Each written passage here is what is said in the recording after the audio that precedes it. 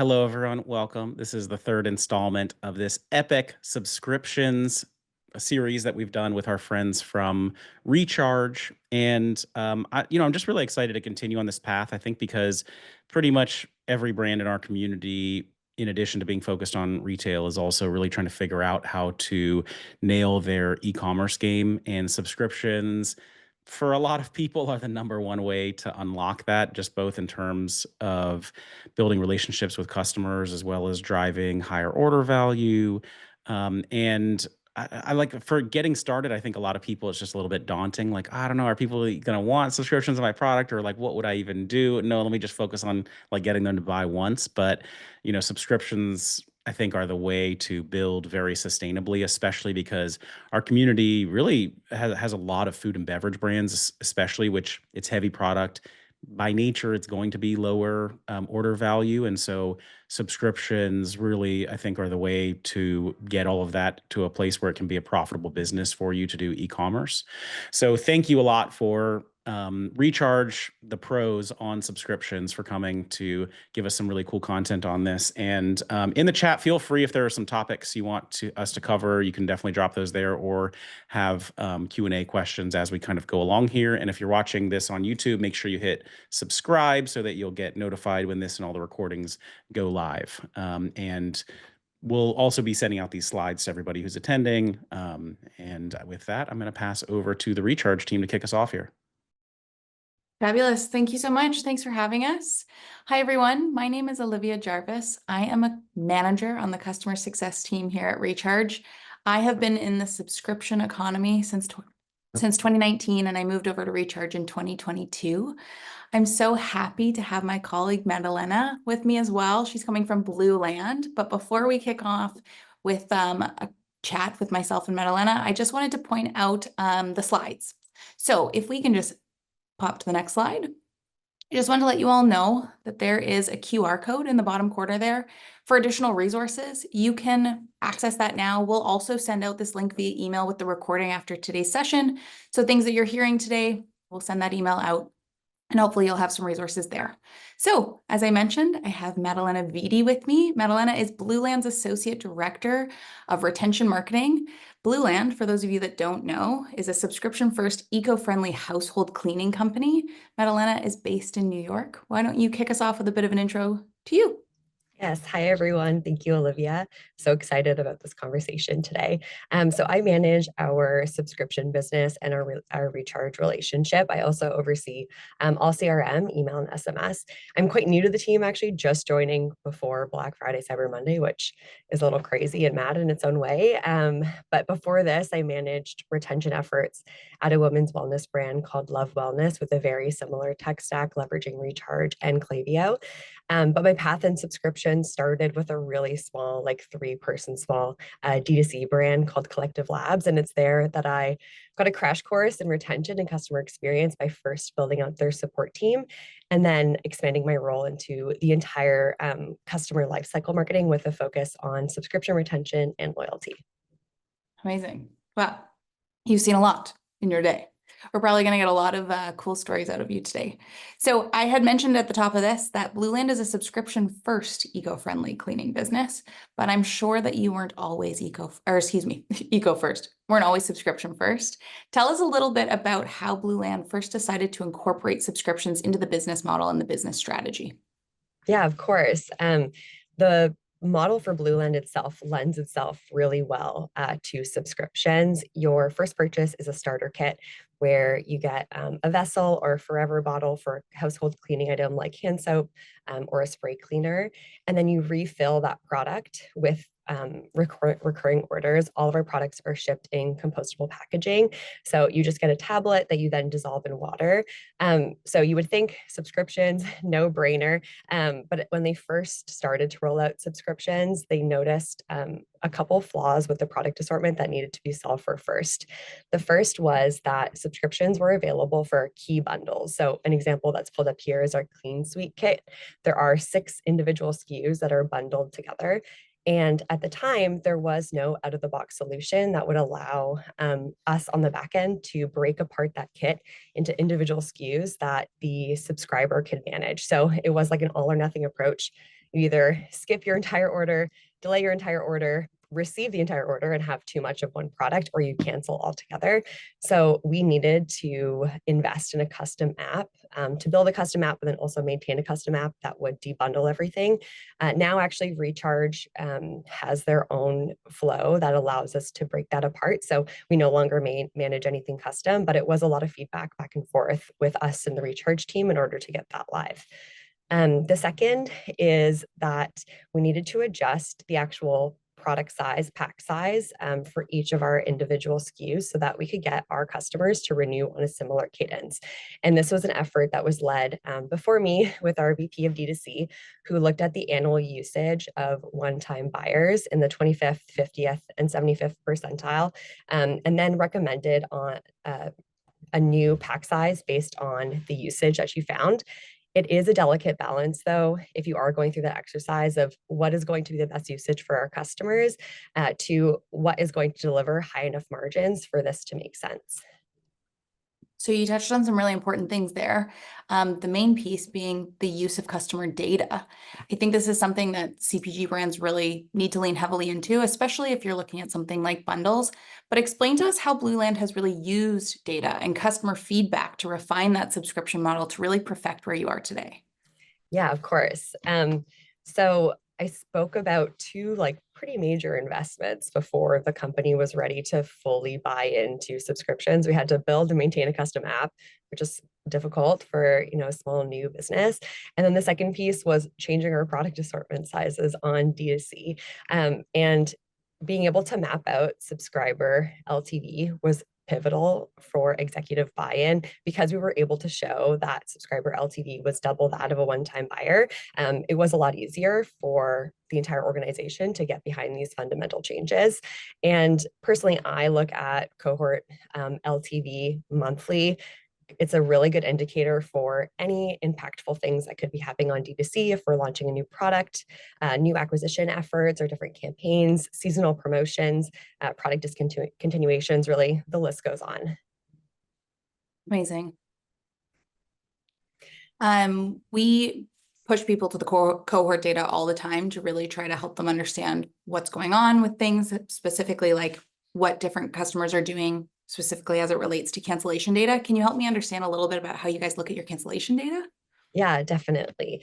And then I think this leads into another pretty big change that's happened only in the last year with Blueland. But just looking into our cancellation data, and I know that we're not unique in this problem, that the I have too much product cancellation reason always makes up a third of our cancels. And after looking at product usage, we learned that customers are reordering products on a 3-month delivery frequency. So in 2023, we actually migrated all of our subscriptions down to this 3-month delivery frequency and supplemented this with an auto merge that happens for orders that happen within 45 days of each other to ensure that we're consolidating all of the shipments. And two cool learnings that have come from this is that consolidated shipments actually make it a lot easier for the subscriber to manage their subscriptions within their customer portal. Also, being an eco-friendly brand, it aligns really closely to our mission of trying to reduce waste and emissions with every shipment. But what was cool is that by aligning closer to what the customer's true usage was, we were able to see higher repeat purchase rates at month 3. And when I look at LTV for these cohorts on these new delivery frequencies at month 6, month 9, month 12, they have higher LTV than those who were at the legacy delivery frequencies.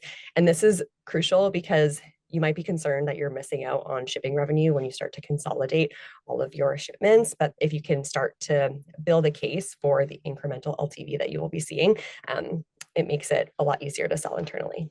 Amazing. A couple of core things there. Cancellation data tells you a lot.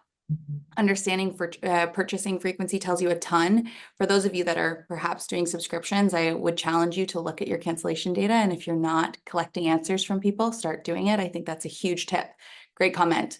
Let's talk about your relationship with your customers. You're obviously getting a ton of data from them, as you just described. You're looking at those cancellation reasons as they roll through.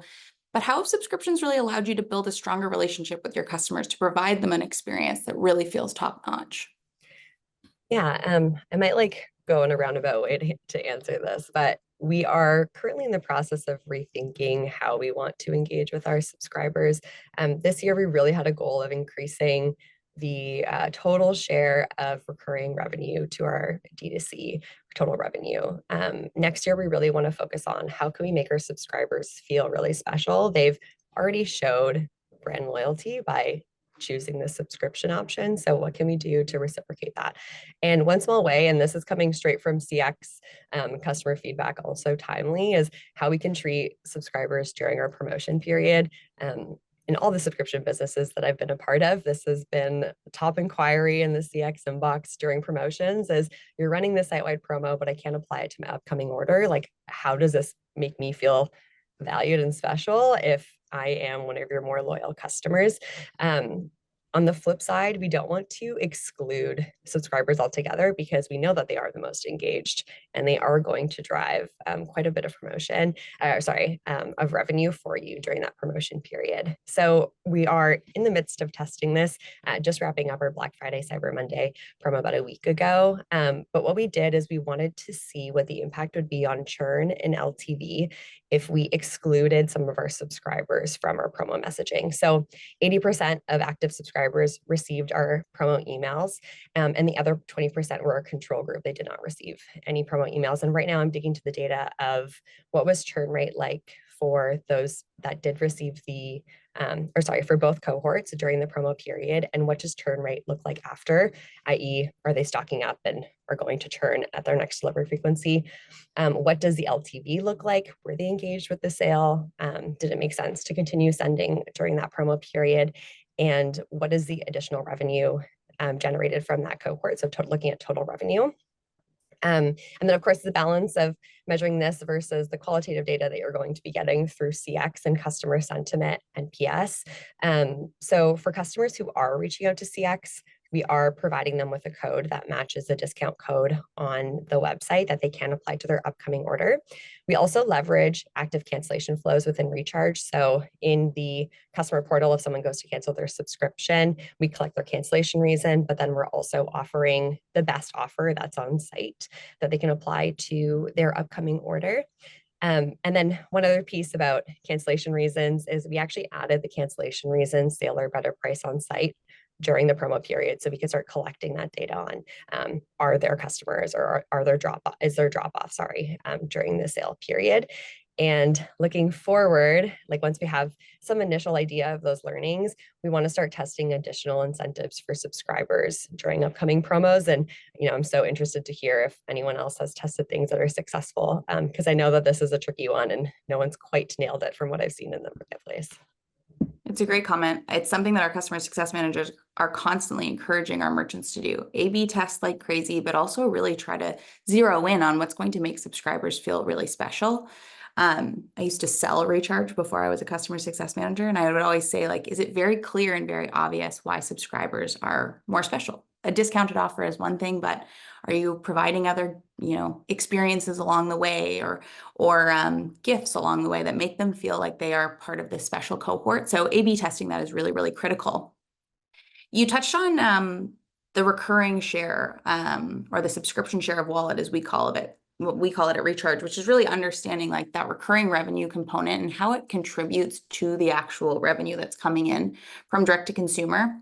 What changes have you made to really increase subscription adoption? We obviously know that recurring revenue is good for the business and it increases lifetime value, but what changes have you made to see that go up? Yes, so at Blueland, I can say that the number one thing that has improved adoption, and now we're at over 50% adoption for subscriptions, is an ongoing A/B test and optimizations that are made to the buy box, landing to where we are today on this PDP. And I know that it's scary to default to subscriptions. So testing different optimizations is crucial to understand where you might be impacting conversion, But what's really great about this is that the customers know that they're opting into a subscription because we've made it explicit. And below you can see that the buy one time actually has this added dollar amount attached to it. I've actually been part of conversations where like heads of growth are concerned that you're almost penalizing the customer for adding this incremental dollar amount to the buy one time, which I think is an interesting perspective. But just from the numbers that we've seen, we've been able to acquire truly loyal customers through just this adoption. We're really letting the PDP sell the product and sell the subscription program.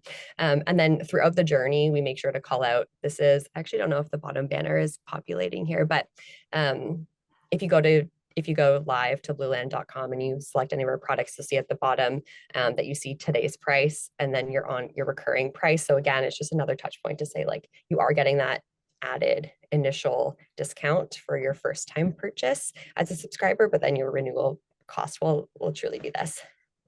Amazing. Can I just jump in with a couple questions that are coming in? And what a good Yeah. upsell for dryer balls. That's like the thing I would never actually go buy independently, even though I always see like, hey, with these sheets, you need dryer balls. I'm like, oh yeah, okay, I guess I'll get them if they're being upsold to me. I would probably buy that. So one question that came in, which I had the same question, Maya asked, what were the results from that A/B test of the Black Friday one? Probably it's a little bit early to like truly know what's going to happen with those cohorts, but like, I don't know, what do you think is actually it's going to tell? I think all of us were pretty curious about your hypothesis around it.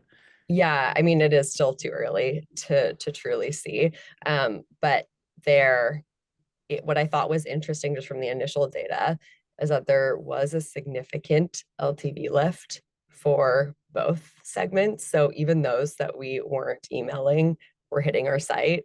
And of course, they're getting the like upcoming order emails, like they're getting other touch points. We sent some brand specific emails during our promo period that just didn't call out the promo. That would probably still land to our website.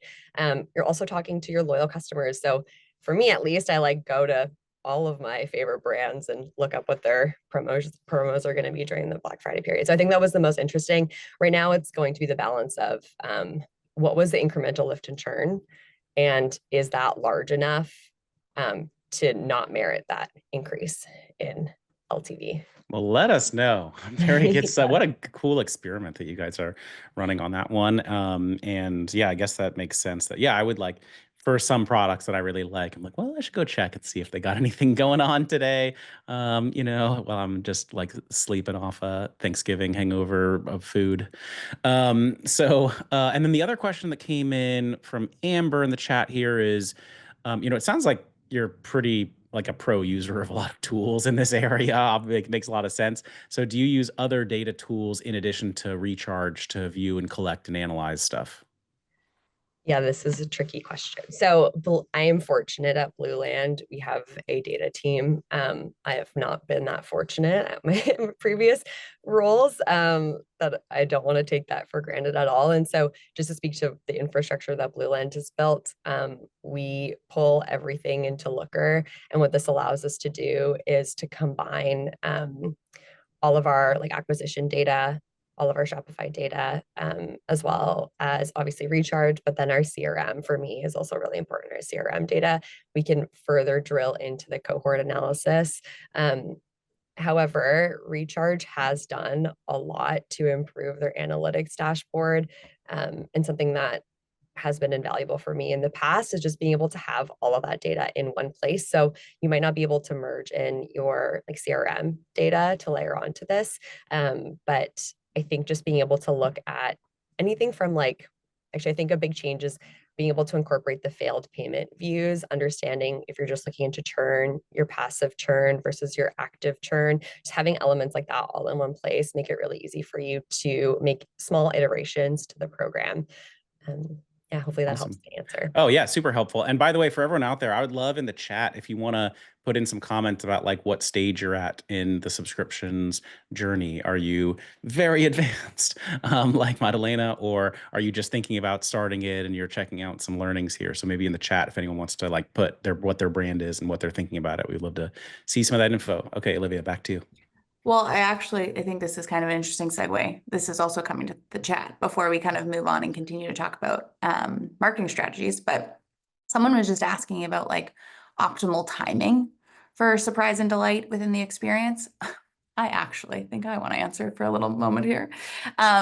we talked a lot about cohort retention, and really understanding customer drop off is kind of critical, to really like having a clean idea as to like what makes the most sense as to like get your customer to that next order. To Madalena's point, a lot of the reporting and recharge is super robust. You can look at this by month, you can look at this by order count, you can look at this by LTV. There's a whole bunch of different ways that you can think about this, but really like getting close to your customer and understanding where you see drop off is really where you want to start experimenting. And this is how we recommend with our customers to really think through, like, if I understand to be true that a customer who's on a 3-month subscription, maybe doesn't have a ton of touch points with you between order 1 and order 2, and then you see a ton of drop off by the time they get to order 2, there might be something in there to incentivize them to get a gift with their second purchase or whatever it might be. So feel free to reach out to us and we can totally talk about strategies for you, Justin K. Happy to help. I'll build on that a little bit. And it's not something that we haven't dug too much into surprise and delight right now. At Blue Land, definitely like on my radar is building out some sort of loyalty program, or some sort of like incentive. I know that recharge as like a fun action, you can, like a stamp card that you can incentivize customers at certain points in their renewals. But at Love Wellness, we actually tested a couple different versions and things truly surprised me. Like, I guess first is understanding that cohort data.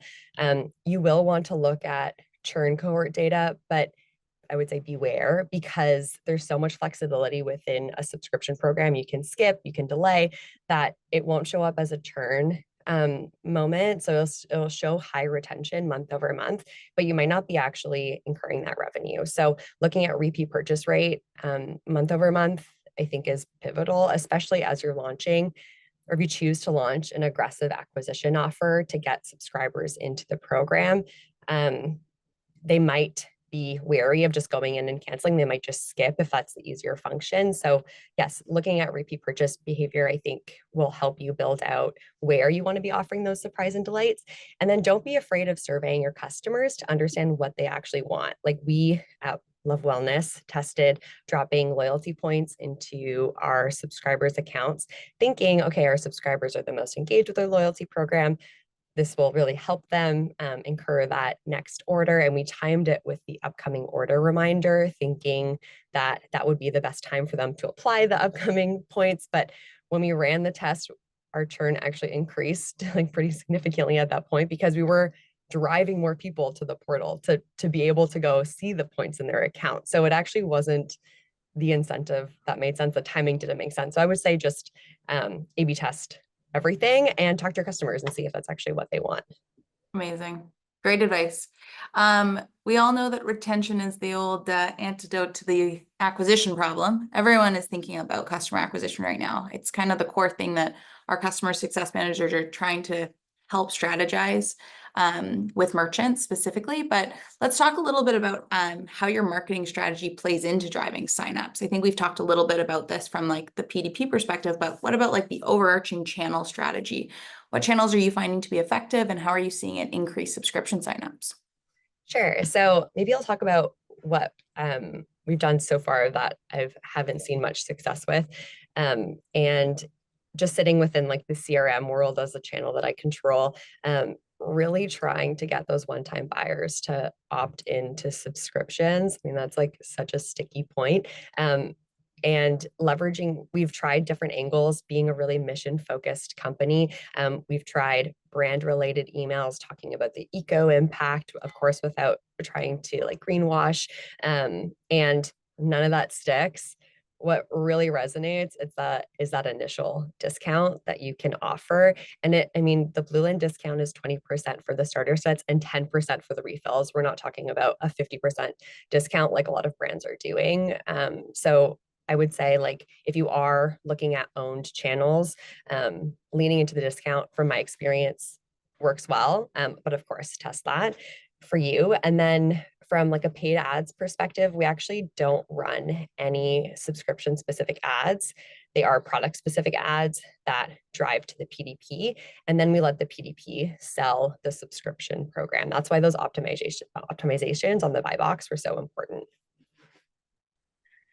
If anyone wants to talk to us about how to kind of think through your widget or your buy box, feel free to send us a message after the fact. This is something we're helping a lot of our merchants think about.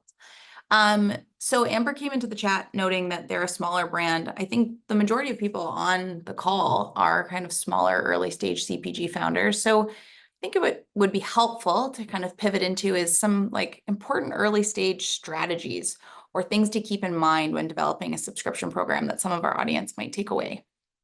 Mm-hmm.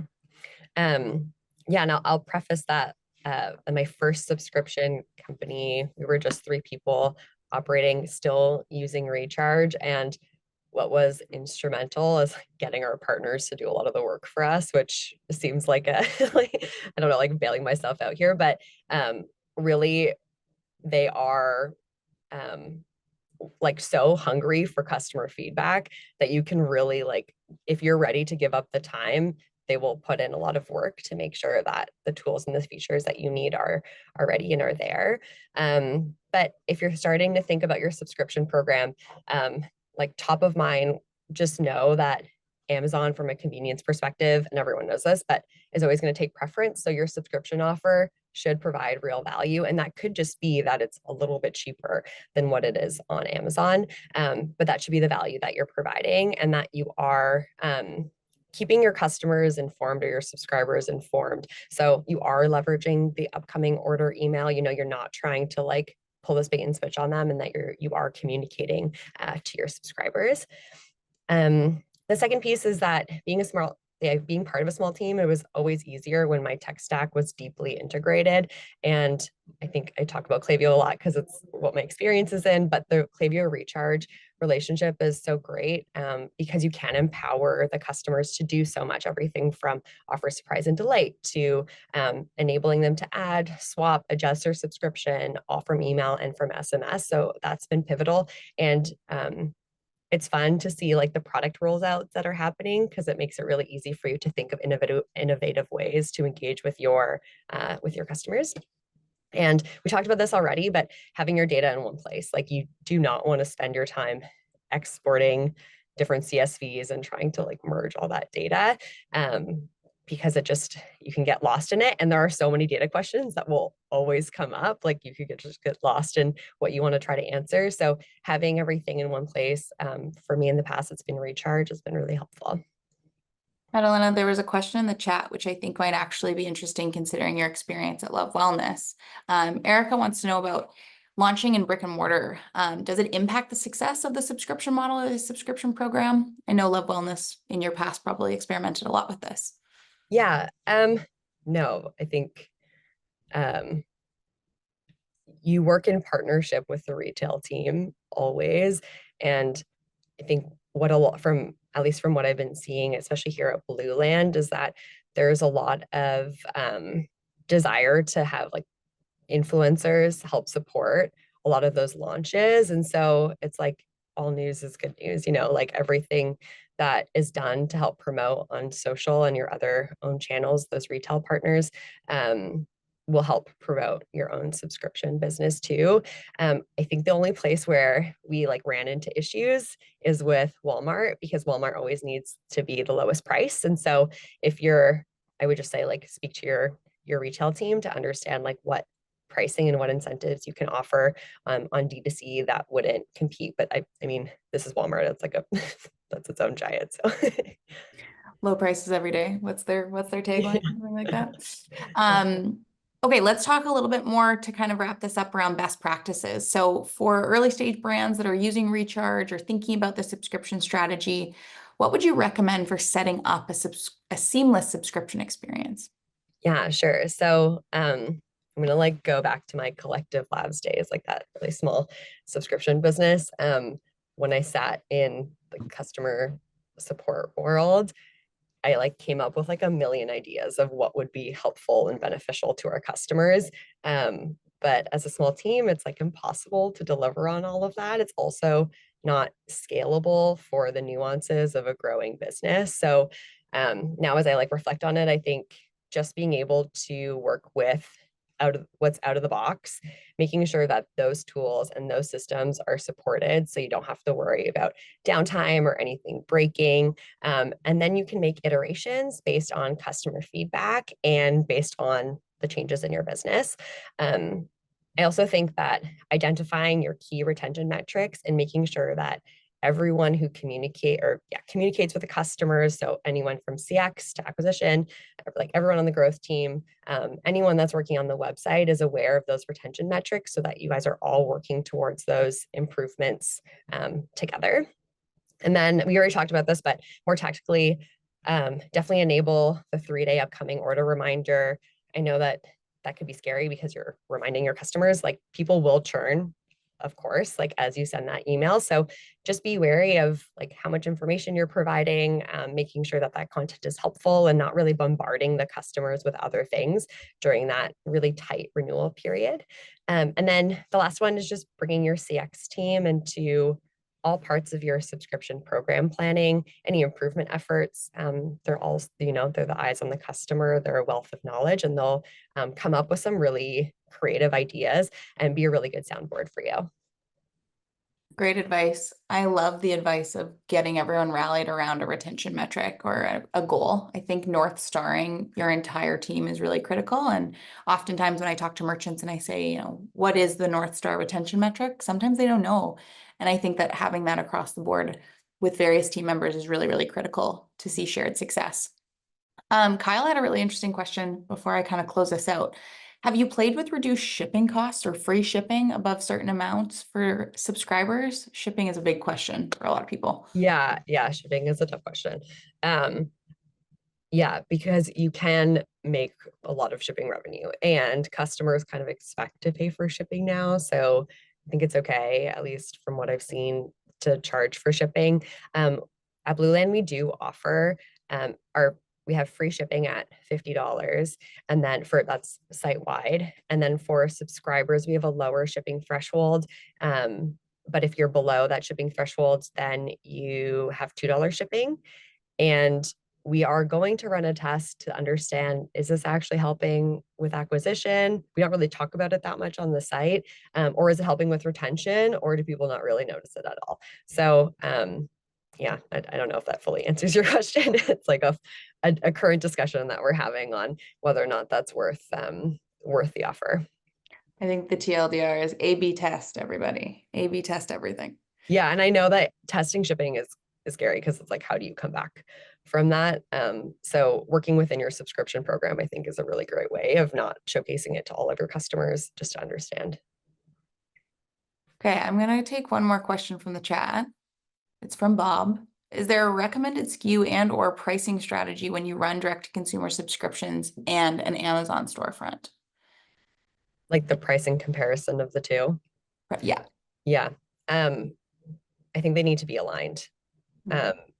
Same with I believe with and then the subscribe and save option that you have on Amazon is like the 5 to 10%. But you can offer steeper initial, like the onboarding offer on D2C. I think that's a place where you can kind of get ahead of Amazon. Smart. Okay, if there are no more questions, I'll give you all a second here. Madeline, thank you so much. This was awesome. I think we got some really core takeaways here. Obviously, feel free to lean on us. If you have additional questions, feel free to reach out to us here at Recharge. I'm happy to take questions via LinkedIn, whatever you need. But we should do a quick Recharge pitch. We would be remiss to not. If you're interested in getting started with subscriptions and making your product a part of your customers' daily routines, I think that we mentioned that there's a lot of food and bev merchants on here, very successful vertical for subscriptions. We would love to help you. If you want, you can try Recharge free for 30 days, or you can talk to someone on our sales team to see if Recharge is really the right fit for you and if it's going to help support your goals. These links are on that QR code, or we will also send them out after the fact. Again, I'm more than happy to chat to any of you all. If you want to have a personal conversation, feel free to send me a message on LinkedIn. Are there any final questions before we wrap it up here? Maybe not a question, but we'll give everyone a chance to add in their last minute questions. But I like this comment with Amber in the chat. So Amber said that she's been doing, they're a small brand, but they've been doing subscriptions for 3 years now since the beginning. And her product, which is fruit and veggie freeze-dried powders for a smoothie. So her advice to early brands is to do subscriptions, right? And that, they have had a really good experience with Recharge, she says, and that it really easily integrates with Shopify and Klaviyo, and it's really easy to get going even with a basic plan. And they offer discounts for subscribing and even do bundles where people can pick their flavors. And they worked their way kind of up into the more expensive tiers as they moved along. And then also they were going 100% initially on subscriptions only, but then now they're going to start bringing in one time as well to aid in acquisition for subscriptions. So a nice little learning from her. And then Craig asks, will there be a copy of the Zoom? Yes, there will be. Thank you for asking. Thank you for the setup. Actually, all of our webinars are posted within about a week on our YouTube page. If you hit subscribe, I just put the link in here, then you'll get notified when this goes live. And then we will email all of you who registered with this deck and the links that Olivia was mentioning as well. And I also just added Olivia on LinkedIn, and many of you all may do the same, and you can send questions. And then I guess, I think Kyle had one more question, which is, how do I convince leadership to offer free shipping above a certain cart size when there's profit margin fear? Go ahead, you first. Yeah, I think just understanding like what the threshold will need to be, like looking at those margins first and make sure that it's compelling enough of a case. And I think if you roll it out just to see what conversion rate looks like for a week, most of your customers won't know if you've reverted back to not having that. So if you think that you can get the okay for a short test, you should be able to see really quickly if you're getting those results. And if you're not able to roll it out evergreen, try it during a promo period and see if that's the right time to do it. You can always like get away with a little bit more during promo period.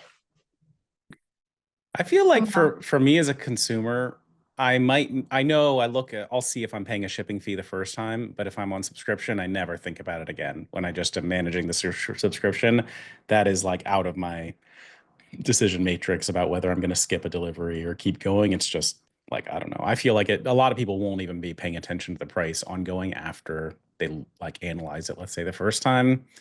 But I'm not an expert, and I just think that from my point of view, you guys both probably know a lot better than I do, if that is supported by any data.